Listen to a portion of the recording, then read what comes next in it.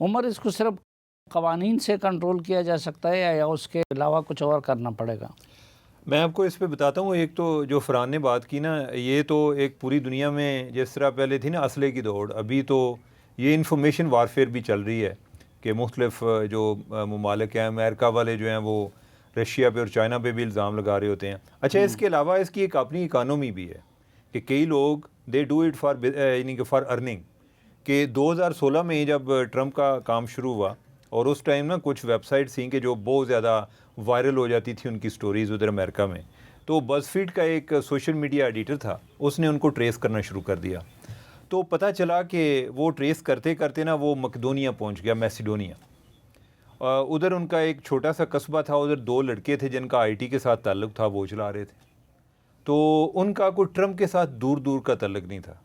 तो पता ये चला कि बेसिकली उनके लिए ये बिज़नेस है कि ऐसी अगर वो हिलरी क्लिंटन के ख़िलाफ़ कोई ख़बरें देते हैं कि जो कि रिपब्लिकन पढ़ना चाहते हैं, तो वो उनमें बहुत ज़्यादा वायरल होती हैं। और वो लोग जो हैं अपनी तरफ से, चूँकि आजकल आपको पता है पूरी दुनिया में लोगों को शऊर भी बहुत ज़्यादा आया हुआ है, ठीक है, जो जितना ज़्यादा अपने आप को अक्लमंद समझता है उसके उतने बेवकूफ़ बनने के चांसेस मौजूद होते हैं। तो उधर भी लोग ऐसे हैं जी कि ये देखिए, मैं बड़े रेफरेंस से बात कर रहा हूँ, एक वेबसाइट है, वो वेबसाइट जो जैली है, कौन चला रहा है ये किसी को नहीं आइडिया।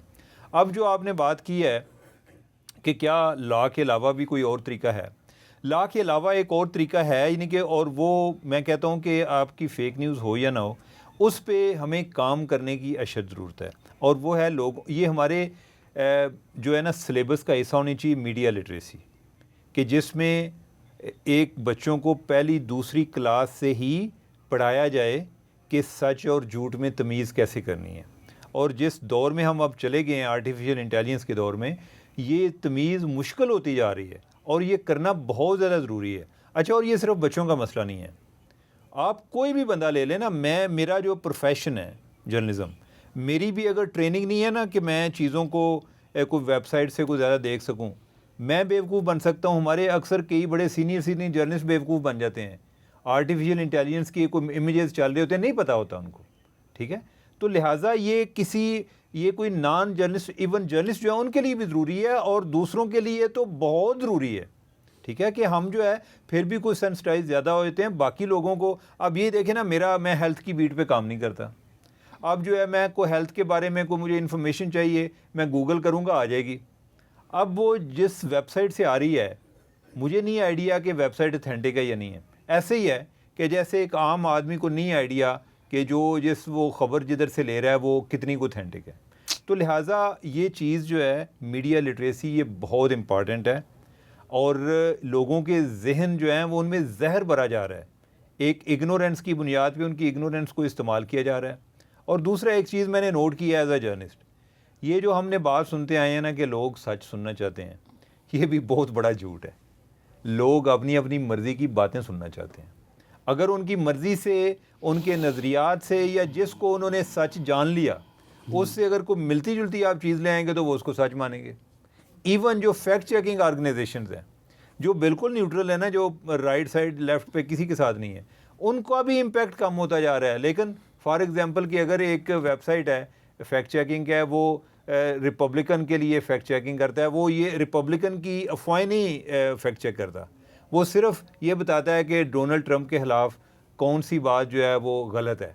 अच्छा, वो ज़्यादा पॉपुलर है उसके फॉलोअर्स में। इसी तरह जो डेमोक्रेट्स का है उनके बारे में भी यही है, ठीक है। लेकिन यह है कि इसने ज़्यादा जो रेडिकलाइजेशन है वो उस तरफ हुई है। और फिर ये कॉमन ट्रेंड ये है, इन लोगों ने मीडिया को, मेन स्ट्रीम मीडिया को बड़ा सिस्टमेटिकली डिस्क्रेडिट किया है। अभी भी मैं इधर भी देख रहा था, ये जो लड़कियां अफवाहें फैला रही थी जिन्होंने बाद में इतराफ़ किया है, ये ऐसे बातें कर रही हैं जी कि वो जी आपको पता है ये चैनल वगैरह, ये तो इनको पैसे दे के चुप कराया जा सकता है। जो लोग सच बोल रहे हैं, यानी कि क्या करें, सच बोल रहे हैं यूट्यूब पे, यानी कि ये इनको जो है असल बात तो इधर आ रही है, ठीक है। और ये बात उधर भी है कि ओवरऑल इधर डिस्क्रेडिट करो ताकि इन पर लोग एतबार ही ना करें। जो झूठ आपको चल रहा है, यानी कि आपको जिस तरह का पैकेज चाहिए, एक बंदा मौजूद है वो आपकी फेवर के लिए उस तरह का कंटेंट जनरेट कर रहा है, आप उधर चल पड़ते हैं। तो लिहाजा एक लोगों में ये तमीज़ पैदा करना, अपने वैल्यू सिस्टम का हिस्सा बनाना कि ये झूठी खबर जो है इस पर यकीन करना या इसको फैलाना कितनी अनएथिकल हरकत है, ये बहुत ज़रूरी है। फरहान, और मुहर्रिक है ज़्यादा या कि पैसा कमाना वो बड़ा मुहर्रिक है? ऐसे इस पे ना मल्टीपल थ्योरीज आ गई हैं आजकल, मतलब दुनिया भर में आलमी जो हैं साइकोलॉजिस्ट भी हैं, जो मीडिया लिटरेचर भी देखते हैं, उन सब ने ना इसके लिए 2-3 थ्योरीज प्रेजेंट की हैं। नंबर 1 जो सी है ना, उसको कहा जाता है सोशल कंस्ट्रक्ट थ्योरी। इस थ्योरी के तहत क्या होता है कि आप लोगों की बाकायदा 1-1.5 साल प्रॉपर जहन साजी करते हैं, लोगों को बताते हैं। अब जैसे पाकिस्तान के हालात देख लें तो यहाँ पर अब मतलब एक महसूस पार्टी है तो उसका एक नैरेटिव ऑफ डिक्लाइन चल रहा है। अब उस पार्टी ने लोगों को क्या बताना है कि जी आपकी मईशत तबाह हो रही है, आपका मुल्क तबाह हो रहा है, आपका मुल्क डूबने वाला है, आपका मुल्क डिफ़ॉल्ट होने वाला है, आपके ऊपर जी जबरतारी है, पुलिस आपके साथ ये करती है। तो अब क्या हो रहा है कि वो लोगों में आहिस्ता आहिस्ता एक नैरेटिव ऑफ डिक्लाइन उनके अंदर डाल दिया गया है।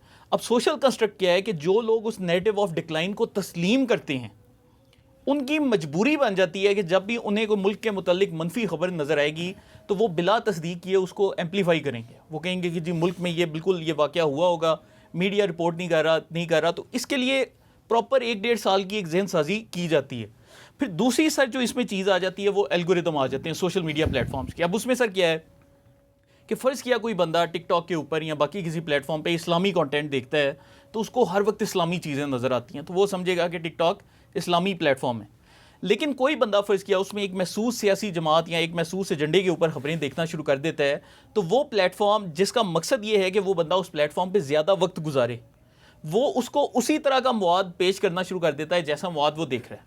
तो उसका सिर्फ वन साइडेड व्यू हो जाता है, वो जिसको अंग्रेज़ी में कहा जाता है एक एको चैम्बर उसका कायम हो जाता है, उसको दूसरी साइड की आवाज़ सुनाई नहीं देती। तो अब क्या होता है कि आपको एक ही तरह के हालात बार बार बम्बार्ड किए जाएंगे, तो आप इंतहा पसंदी की जानिब माइल होगे।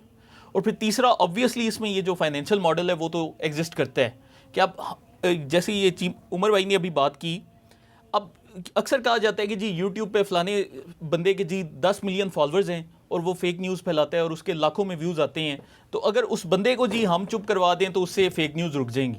तो ऐसा नहीं होगा। बेसिकली वो जो बंदा है वो उन 10 लाख लोगों का गुलाम बन चुका है। जो खबरें वो सुनना चाहते हैं वो बंदा उनको वही सुनाता है।